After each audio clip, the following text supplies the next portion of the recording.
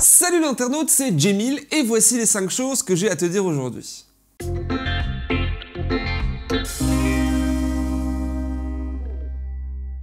Difficile, très difficile pour beaucoup, et moi avec, de se remettre du week-end parisien de ce premier anniversaire du mouvement fluorescent.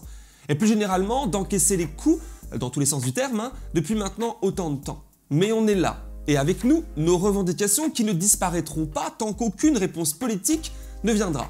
Et ce, malgré toute la répression du monde.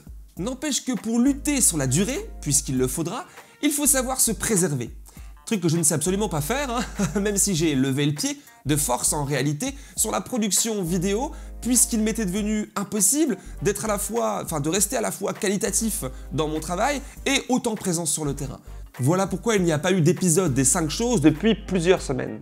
Alors personnellement, on s'en sortait très bien sans vos commentaires d'islamo-écolo-gauchistes là, hein? D'ailleurs, pourquoi je regarde encore ça, moi? Du coup, j'ai plutôt 1000 choses à te dire que 5, hein. Mais jouons le jeu et piochons 5 infos dans ce merdier qu'on appelle la vie moderne.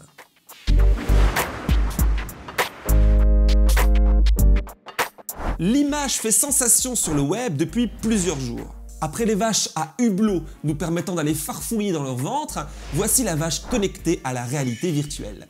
Applaudissements dans la salle. Chut! On n'applaudit pas ces conneries. Des gens très intelligents et sans doute très bien payés se sont réunis pour effectuer des recherches sur les vaches laitières, sur leurs émotions, leur sensibilité, et ont trouvé un lien entre leur état émotionnel et leur production de lait.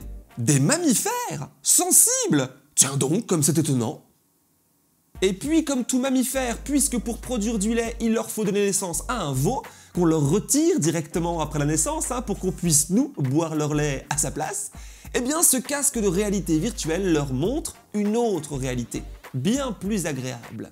Ah, c'est beau, hein, la science au service du productivisme, qui d'ailleurs fait des miracles en faisant vivre ces vaches dans un monde virtuel qui leur montre un environnement calme et estival, à l'opposé de la réalité des fermes industrielles dans lesquelles elles vivent réellement, donc ça les rend plus heureuses de voir autre chose, et donc plus productives.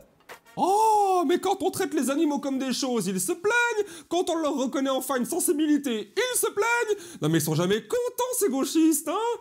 Qu'ils aillent s'étouffer avec leur lait de soja. Et voilà encore un bel exemple des capacités du capitalisme à se remettre en question, à opter pour le bon sens, au fur et à mesure des nouvelles découvertes scientifiques. Ce système économique sait parfaitement s'adapter à toutes les situations pour en tirer profit, et puis à tout prix. Vivement qu'on crève quand même. Il faut que tu respires.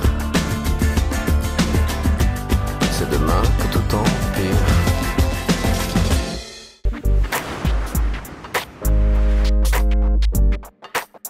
Dans le public comme dans le privé, partout en France, l'appel à la grève générale et illimitée dès le 5 décembre est historique. Des régions entières sont d'ores et déjà annoncées sans aucun train ni métro, par exemple. À Paris, la direction de la RATP, de connivence avec le gouvernement, est elle aussi prête à tout pour casser le mouvement social national d'ampleur inédite qui défend le droit à une retraite décente pour tous dans un système solidaire, et plus généralement pour une société sociale et écologique contre l'ultralibéralisme qui se fout de tout. Mais on apprend sur BFM le 29 novembre dernier que des cadres de l'entreprise publique formés en express le mois dernier sortiront de leur bureau pour remplacer à la hâte les conducteurs des RER en grève. Avec une bonne prime sur salaire pour les plus farouches à aller trahir leurs collègues mobilisés dans l'intérêt général. Tout ça va sans doute donner de belles idées à Agnès Buzyn pour faire face à l'appel à la grève du 10 décembre dans le milieu hospitalier. Va-t-elle vouloir remplacer le personnel soignant gréviste par les effectifs du service nettoyage? C'est pas bête. Ils connaissent les lieux, ils savent nettoyer les sols. Y a pas de raison qu'ils ne sachent pas nettoyer une plaie, Où sont les malades? Oh, un peu d'imagination. Après tout, être agent de nettoyage le matin, livreur de sushi le midi, infirmier l'après-midi et pourquoi pas serveur de cocktail le soir, c'est montrer être flexible, polyvalent, vouloir réussir, n'est-ce pas? C'est ça la Startup Nation.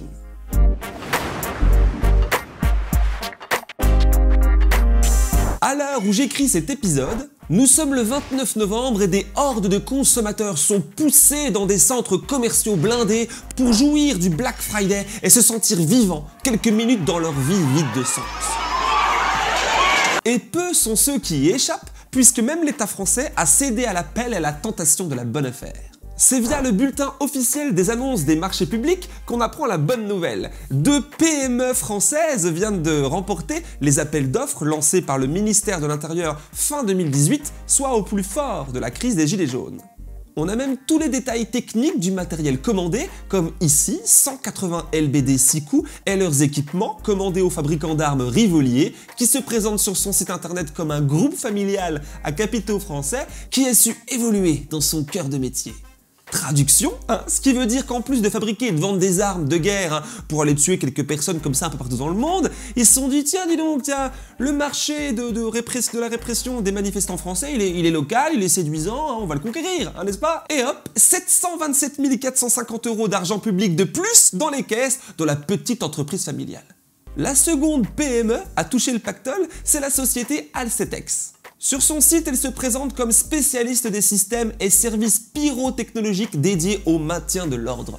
En somme, ce véritable fournisseur de la panoplie complète du parfait petit milicien va empocher 1 638 400 € d'argent public.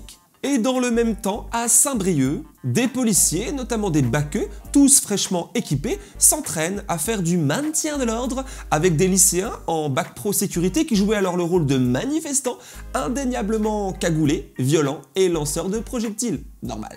Toute cette préparation, tout ce matériel acheté à grands frais pour équiper des milliers de policiers partout dans le pays afin qu'ils puissent réprimer un mouvement social qui s'essouffle depuis maintenant 1 an, et qui serait même terminé définitivement depuis cet été, c'est quand même fou, non?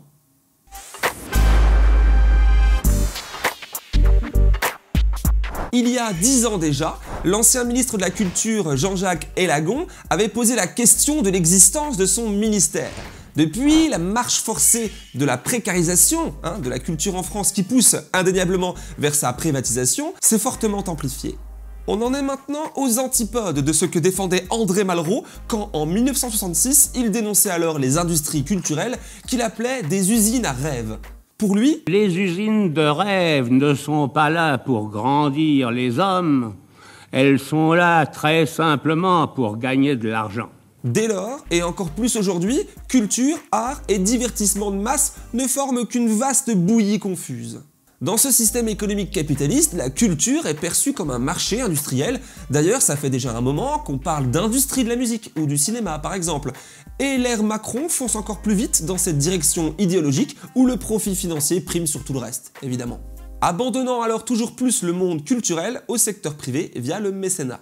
Et c'est notamment grâce à cet axe politique libéral que l'homme le plus riche de France et presque du monde, Bernard Arnault, a pu se faire construire son musée et sa fondation LVMH qui a coûté d'ailleurs 7 fois plus cher que prévu, mais surtout qui a été financé à 60% par de l'argent public.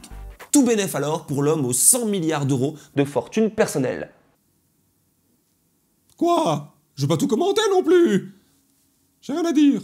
En fait, financer la culture par le mécénat privé plutôt que par les finances publiques, c'est surtout s'exposer à un risque élevé d'une certaine philanthropie toxique.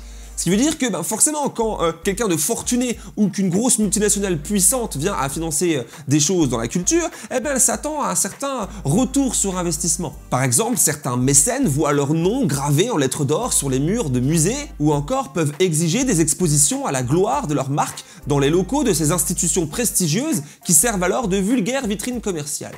En fait, le mécénat privé, c'est parfois, peut-être même surtout, l'occasion pour de grandes puissances de redorer une image de marque leur appartenant en utilisant celle d'une institution culturelle de renom qui, elle, a souvent été développée en amont grâce aux finances publiques. Alors, est-ce que la culture doit être privée et rentable ou libre et accessible à tous? C'est ça la question de fond, car aujourd'hui nous savons très sérieusement que la culture et l'art sont des facteurs primordiaux dans la construction de notre identité individuelle, collective et donc politique.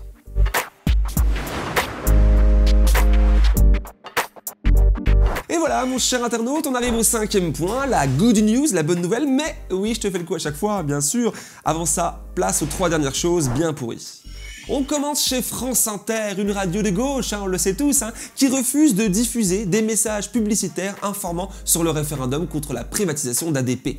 La radio publique se justifie pourtant en disant ne pas vouloir choquer ses auditeurs. Et en même temps, France Inter diffuse des spots publicitaires vantant la privatisation de la Française des Jeux. C'est vrai que c'est moins choquant. Poursuivons avec Mounir Majoubi, l'ex-secrétaire d'État au numérique, qui vient de découvrir que l'ultralibéralisme, qu'il applaudit généreusement, là, devant Macron, c'est finalement pas si cool que ça. En effet, il dénonce aujourd'hui Amazon et ses pratiques qui détruisent 2,2 emplois de proximité à chaque fois qu'un seul emploi est créé dans ces gigantesques entrepôts français. Et en plus, il paraîtrait que les salariés seraient robotisés, précarisés et malheureux. Sans blague! Non mais arrêtez-le, parce que parti comme ça dans quelques jours, Mounir va nous réinventer l'eau tiède, hein. Et la dernière chose bien pourrie est une palme d'or remise à ces vrais faux policiers, casseurs, fouteurs de merde, pris en flag une fois de plus. Ici, c'était sur la place d'Italie, alors plongé volontairement dans le chaos le 16 novembre dernier par le préfet allemand qui ira jusqu'à mépriser une dame sur place en lui disant Oui, je suis gilet jaune, mais pas ce gilet jaune là. Eh bien, nous ne sommes pas dans le même camp, madame. Ne casse pas, monsieur. Ouais, bah J'ai voyez, 61 ans. regardez, si vous Monsieur, ne cassez pas, j'étais aux madame. Champs-Élysées, vous voyez, et j'étais devant l'Élysée. Et moi, 61 ans, monsieur, je suis président d'une association d'aide victimes, je ne casse pas. Et c'est des valeurs qu'on a.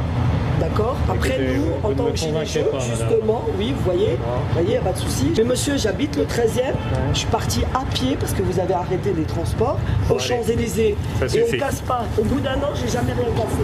Ah, je sais, on croyait avoir le pire trou du cul de France à la tête de l'État. Eh bien non, hein. Comme quoi, il y a toujours de belles surprises, une sorte de marge de progression dans la fils de puterie. Et place maintenant à la good news, hein. D'un épisode à l'autre, hein, comme tu as vu, c'est parfois eh bien, une actualité positive, hein, tout simplement, ou une recommandation, un truc que j'aime bien. Et bien cette fois, c'est un kiff perso, hein. Le nouvel album de Philippe Catherine qui me procure beaucoup de joie. Confession est sorti le 8 novembre dernier et depuis je l'écoute en boucle, notamment les titres Stone avec toi, Duo, Bonhomme ou encore 88%. Imagine un monde où les animaux nous mangeraient. Statistiquement, 15% des mecs sont pédés. J'avais jamais montré mes papiers parce que je suis blond. Vous ne savez rien des migrants, des guerres civiles au Soudan, le Bataclan et Charlie. Vous n'avez pas tout saisi ce que vous avez compris. Le rêve n'est pas fini quand le soleil donne. Alors comme ça me rend heureux, bah, je me suis dit que c'était une good news et qu'il fallait que je la partage avec toi. Du coup, je t'invite à aller écouter l'album Confession, Philippe Catherine, tout de suite maintenant parce qu'il est vraiment génial, que ce soit musicalement, mais aussi les textes qui sont drôles, loufoques comme d'habitude, mais intelligents avec plein de lectures politiques, ouais, dedans. Donc voilà, et ce n'est pas un placement de produit, non. Voilà, c'est tout pour moi pour cette fois. Un grand merci aux internautes sur Tipeee qui concrètement font en sorte que je puisse poursuivre ce travail ici et dormir plus ou moins sereinement parfois. On est nombreux mais pas encore suffisamment. Donc si tu en as les moyens, viens t'inscrire et donner 1, 2, 3 euros par mois. Ça semble pas grand chose mais je t'assure que ça fait toute la différence. Ah, hein, ça critique le capitalisme et les banques, hein, et puis voilà, là, ça quémande quelques pièces, hein. Ça lipie. Bien sûr, il est important aussi de mettre des pouces vers le haut, des commentaires, de s'abonner à la chaîne, d'activer la cloche de notification. Tout ça permet à d'autres internautes de découvrir mes vidéos. Alors, merci. Moi, je t'embrasse, cher internaute, et je te dis à très vite ici parce que j'ai encore 1000 choses à te dire. Mais surtout, soyons toutes et tous ensemble unis en grève et en manif dès le 5 décembre prochain. Ensemble, on va aller les chercher et leur montrer c'est quoi la démocratie.